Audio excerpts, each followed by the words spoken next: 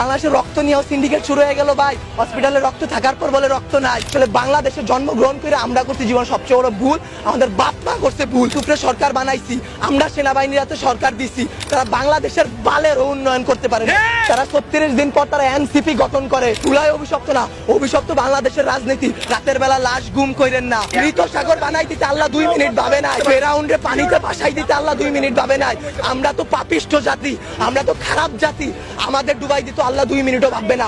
আপনাদের বলা আর এই যে নিজের গালে নিজে এইভাবে থাপ্পড় দেওয়া ভাই সেম কথা। ব্যথাটা নিজের উপরই, থুতুটা নিজের উপরই পড়ে।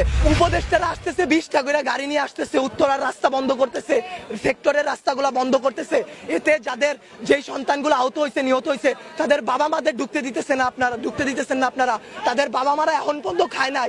আমার মা শোকে শোকাহত হয়ে গেছে। আমরা 2 ভাই আসছি, আমাদের বোনরা আমরা নিয়ে গেছি।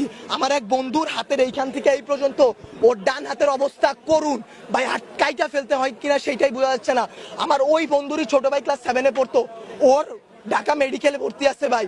কি করব বলেন? আপনারা যে নিউজ নিতেছেন ভাই, মিনিমাম মারা গেছে 150 থেকে 200-র উপরে। আপনারা নিউজ দিতেছেন এইখানে 10 জন, ওইখানে 1 জন, এইখানে 2 জন। আসলে ভাই বলতে গেলে কি, আমরা উপদেষ্টা আনাইছি, আমরা ইউসুফের সরকার বানাইছি, আমরা সেনাবাহিনীর হাতে